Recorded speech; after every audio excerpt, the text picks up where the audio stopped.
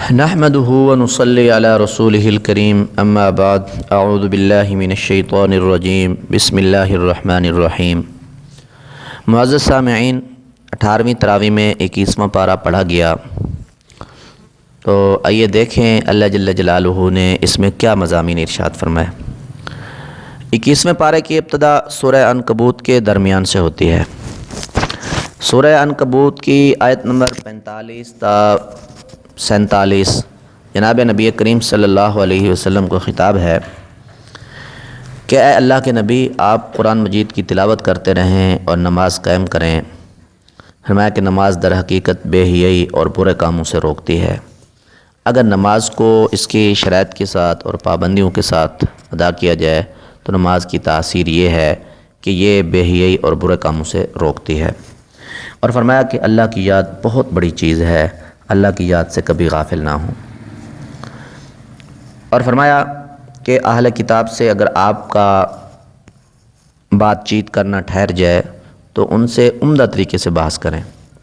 فرمایا کہ اہل کتاب میں بعض لوگ ایسے بھی ہیں جنہوں نے اپنی کتابوں کو صحیح طریقے سے پڑھ کر منصفانہ طریقے سے اور کتابوں کے مقتضا کے مطابق عمل کیا اور جناب نبی کریم صلی اللہ علیہ وسلم کی رسالت کو قبول کیا اور ایمان قبول کیا۔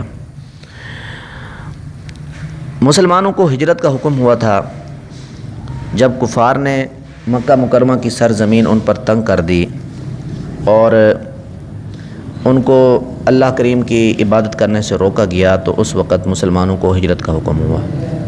تو اس تناظر میں فرمایا کہ میرے بندو، میری زمین بڑی وسیع ہے، تم میری ہی بندگی کرو۔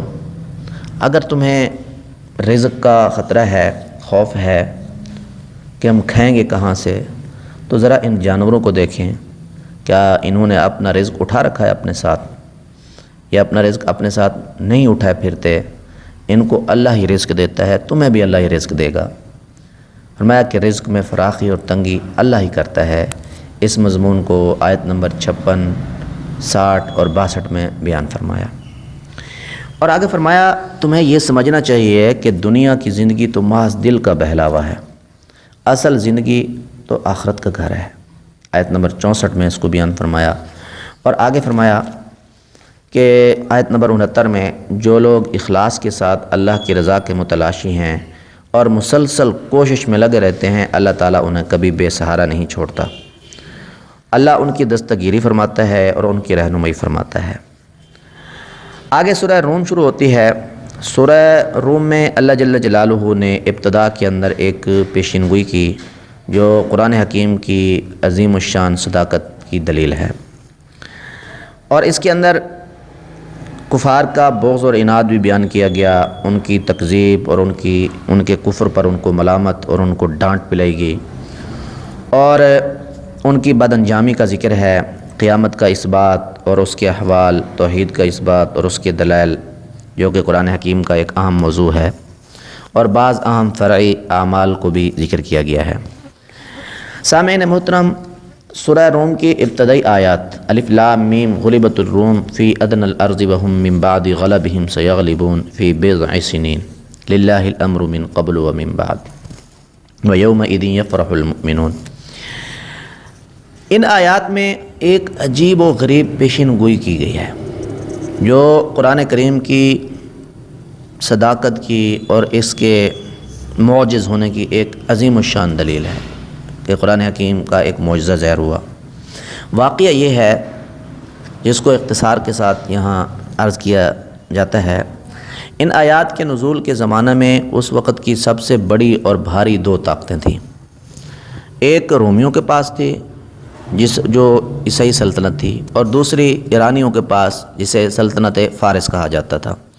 یہ دونوں سلطنتیں جو تھیں یہ مدت دراز سے آپس میں ٹکراتی چلی آئی تھیں۔ سن 602 عیسوی سے لے کر 614 عیسوی کے بعد تک ان کی حریفانہ نبرد آزمائیوں کا سلسلہ جاری رہا۔ سن 570 عیسوی میں نبی کریم صلی اللہ علیہ وسلم کی ولادت شریف ہوئی، اور ٹھیک 40 سال بعد یعنی 610 عیسوی میں آپ صلی اللہ علیہ وسلم نے اعلان نبوت فرمایا۔ ایرانیوں اور رومیوں کی لڑائی کے متعلق خبریں مکہ والوں کے پاس پہنچتی رہتی تھیں۔ اسی دوران نبی کریم صلی اللہ علیہ وسلم کے دعوی نبوت اور اسلامی تحریک نے ان لوگوں کے لیے، مکہ کے رہنے والے لوگوں کے لیے، ان جنگی خبروں میں ایک خاص دلچسپی پیدا کر دی تھی۔ ایران کے سورج پرست مجوس کو مشرکین مکہ مذہباً اپنے سے نزدیک سمجھتے تھے، اور روم کے عیسائی اہل کتاب ہونے کی وجہ سے مسلمانوں کے قریبی دوست قرار دیے جاتے تھے۔ لہٰذا جب ایرانیوں کے غلبہ کی خبر آتی، مشرکین مکہ بڑے خوش ہوتے اور اس سے مسلمانوں کے مقابلہ میں اپنے غلبے کی خوش آئند توقعات باندھتے۔ مسلمانوں کو طبی طور پر عیسائی اہل کتاب کے ایرانی بت پرستوں سے مغلوب ہونے پر صدمہ پہنچتا، اور مشرکین مکہ ان کو مذاق کا نشانہ بھی بناتے تھے، جو ان کو سہنا پڑتا تھا۔ بالآخر 614 عیسوی اسلام کے ظہور کے 5 سال مکمل ہو چکنے کے بعد خسرو پرویز کے دور میں ایران نے رومیوں کو ایک تباہ کن اور فیصلہ کن شکست دی، جس کے نتیجے میں شام، مصر، بہت سارے ایشیائی ممالک رومیوں کے ہاتھ سے نکل گئے۔ ہرقلہ جو اس وقت قیصر روم تھا، ایرانی لشکر نے اس کو قسطنطنیہ میں پناہ گزین ہونے پر مجبور کر دیا، اور رومیوں کا دارالسلطنت بھی خطرہ میں پڑ گیا۔ بڑے بڑے پادری قتل ہو گئے یا قید ہو گئے۔ بیت المقدس سے عیسائیوں کی سب سے زیادہ مقدس صلیب بھی ایرانی فاتحین لے اڑے۔ قیصر روم کا اقتدار بالکل فنا ہو گیا۔ اب ظاہری سبب میں اس وقت دوبارہ رومیوں کے ابھرنے اور ایرانیوں سے شکست کا بدلہ لینے کی کوئی صورت باقی نہ رہی تھی۔ یہ حالت دیکھ کر مشرکین خوب خوش ہوئے، مسلمانوں کو چھیڑنا شروع کر دیا، بڑے بڑے حوصلے اور توقعات قائم کرنے لگے، حتیٰ کہ بعض مشرکین نے حضرت ابوبکر رضی اللہ تعالیٰ عنہ سے کہا کہ آج ہمارے بھائی ایرانیوں نے تمہارے بھائی رومیوں کو مٹا دیا ہے، کل ہم بھی تمہیں اسی طرح مٹا ڈالیں گے۔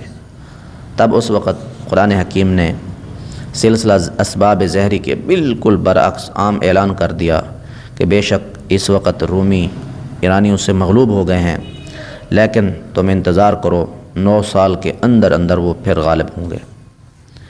اسی پیشن گوئی کی بنا پر حضرت صدیق اکبر رضی اللہ تعالیٰ عنہ نے بعض مشرکین سے شرط باندھ لی کہ اگر اتنے سال تک رومی غالب نہ ہوئے تو میں 100 اونٹ تم کو دوں گا، ورنہ اسی قدر اونٹ تم مجھے دو گے۔ شروع میں صدیق اکبر رضی اللہ تعالیٰ عنہ نے لفظ بضع سنین کی میعاد اپنی رائے سے کچھ کم رکھی تھی۔ بعد میں نبی اکرم صلی اللہ علیہ وسلم نے ان کو ارشاد فرمایا، یہ لفظ بضع کا لغوی معنی دیکھ کر کہ عربی زبان میں لفظ بضع یہ 3 سے لے کر 9 کے درمیان کی عدد پر بولا جاتا ہے، تو جناب نبی کریم صلی اللہ علیہ وسلم نے اس معنی کو دیکھ کر صدیق اکبر سے فرمایا کہ معاہدے کی میعاد 9 سال تک ٹھہرا دو، 9 سال تک بڑھا دو۔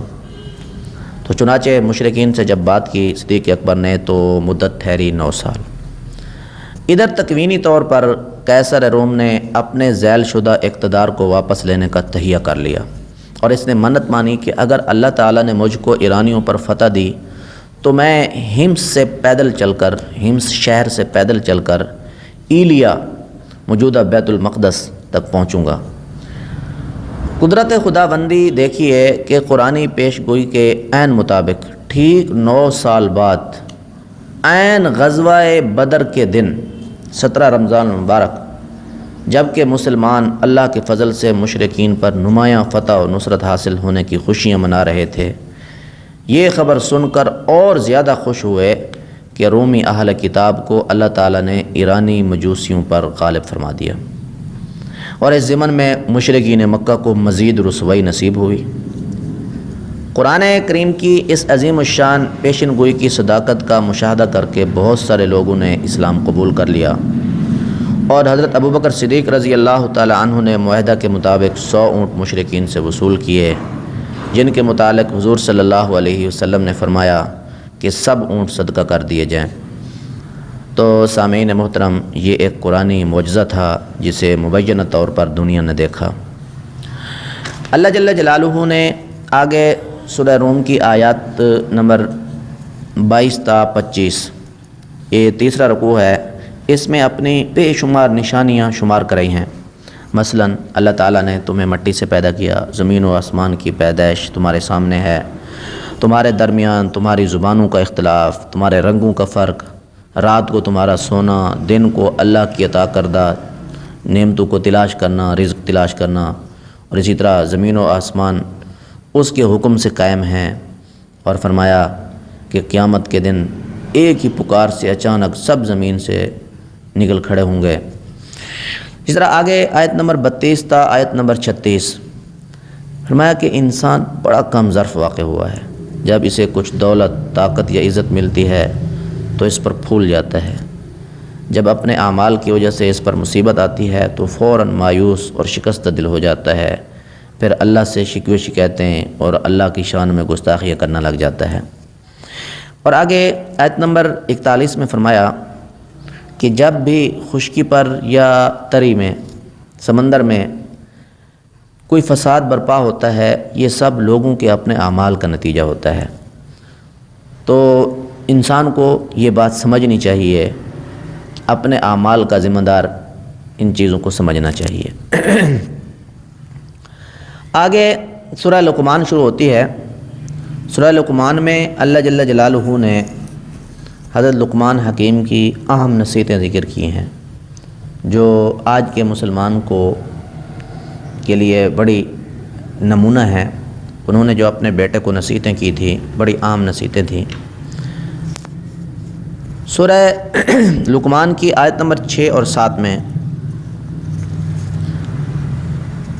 اللہ جل جلالہ نے یہ نصیحت کی ہے کہ اخلاق باختہ کاموں کو چھوڑ دینا چاہیے۔ فرمایا کہ کچھ لوگ تو ایسے ہیں جو حکمت اور ہدایت سے لبریز آیات کو چھوڑ کر فکر و اخلاق کو تباہ کرنے والی بیہودہ چیزوں پر اپنا مال خرچ کرتے ہیں اور اپنے انجام سے بے خبر ہیں وہ لوگ۔ فرمایا کہ جب آیات پڑھ کر ان کو سنائی جاتی ہیں تو یہ بہرے بن جاتے ہیں۔ فرمایا کہ ایسے لوگوں کو دردناک عذاب ملے گا، ان کو یہ خبر سنا دو۔ لقمان حکیم علیہ السلام نے اپنے بیٹے کو نصیحتیں کی۔ فرمایا کہ شرک نہ کرنا، بیٹا نماز قائم کرنا، نیکی کا ہمیشہ حکم کرنا، برائی سے منع کرنا۔ فرمایا کہ جو بھی مصیبت آ پڑے اس پر صبر کرنا، زمین پر اکڑ کر نہ چلنا، اللہ کو متکبر پسند نہیں، اپنی آواز پست رکھنا، بلند آواز اللہ کو پسند نہیں، گدھے کی آواز چونکہ بلند ہوتی ہے، سب آوازوں میں بری آواز گدھے کی آواز کو قرار دیا ہے۔ آیت نمبر 33 اور 34 میں فرمایا کہ ایمان والوں کو خطاب کر کے، اے ایمان والو، اپنے رب کے غضب سے بچو اور ڈرو اس دن سے جس دن کوئی باپ اپنے بیٹے کو فائدہ نہیں پہنچا سکے گا، افراتفری کا عالم ہوگا، اور نہ بیٹا باپ کو کوئی فائدہ پہنچا سکے گا۔ اللہ کا وعدہ سچا ہے، کوئی چیز تمہیں اللہ کے معاملے میں دھوکہ میں نہ ڈالے۔ فرمایا قیامت کا علم صرف اللہ کے پاس ہے، بارش وقت پر برسانا اسی کا کام ہے، وہی جانتا ہے، اس کا صحیح علم اللہ کے پاس ہے۔ ماں کے پیٹ میں کیا ہے اللہ جانتا ہے، کس کو موت کہاں آنی ہے یہ اللہ ہی جانتا ہے۔ آگے سورہ سجدہ شروع ہوتی ہے۔ سورہ سجدہ میں بھی سابقہ مضامین ہیں۔ آیت نمبر 15 اور آیت نمبر 16 میں ایمان والوں کی صفات ذکر کی گئی ہیں۔ فرمایا کہ ہماری آیات پر تو وہ لوگ ایمان لاتے ہیں جنہیں جب آیات سنائی جاتی ہیں، نصیحت کی جاتی ہے تو سجدے میں گر پڑتے ہیں، اللہ کی تعریف کرتے ہیں، اللہ کی ناشکری نہیں کرتے۔ فرمایا کہ ان کی جو پیٹھیں ہیں بستر سے الگ رہتی ہیں، اللہ کی یاد میں رہتے ہیں، سوتے کم ہیں، خوف اور امید سے اللہ کو پکارتے ہیں، اللہ کے عذاب سے ڈرتے ہیں اور اللہ کی رحمت سے مایوس نہیں ہوتے، امیدوار رہتے ہیں۔ آیت نمبر 20 میں فرمایا منکرین حق جب جہنم سے نکلنا چاہیں گے تو انہیں دوبارہ دھکیل دیا جائے گا اور ان کو کہا جائے گا کہ چکھو اس عذاب کا مزہ۔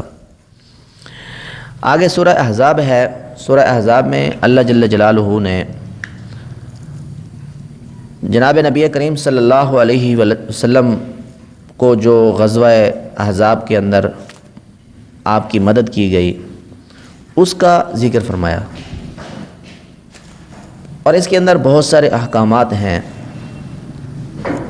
آیت نمبر 9 تا آیت نمبر 16 میں غزوہ احزاب کے مشکل ترین وقت کو اس کی منظر کشی کی گئی ہے۔ فرمایا گیا ہے کہ اے ایمان والو، اس وقت کو یاد کرو جب ہر طرف سے لشکر تم پر چڑھ آئے تھے، تو ہم نے ایک سخت آندھی بھیجی اور ایسی فوجیں روانہ کی جو نظر نہیں آتی تھی، یعنی فرشتے بھیجے۔ اس وقت حالت یہ تھی کہ دشمن ہر طرف سے تمہارا گھیرا تنگ کر چکا تھا، اور خوف کا یہ عالم تھا کہ تمہارے کلیجے منہ کو آ رہے تھے۔ اہل کتاب کو سخت آزمائش کا سامنا تھا۔ ادھر دیکھیں منافقین کی یہ حالت، ظاہر میں ان کے ساتھ ملے ہوئے تھے مسلمانوں کے ساتھ، اور حقیقت میں ان کے دل مسلمانوں کے ساتھ نہیں تھے، طرح طرح کے بہانے کر رہے تھے اور ہیلے بہانے سے مسلمانوں کے لشکر سے نکلنا چاہتے تھے۔ تو اللہ جل جلالہ نے ان کو اس وقت تنبیہ کی کہ اگر تم موت کے خوف سے یہاں سے بھاگنا چاہتے ہو تو کبھی نہیں بھاگ سکتے، تمہیں موت آ کر رہے گی۔ اللہ جل جلالہ ہم سب کو قرآن تعلیمات سمجھنے کی اور عمل کرنے کی توفیق عطا فرمائے۔ وآخر دعوانا ان الحمد للہ رب العالمین۔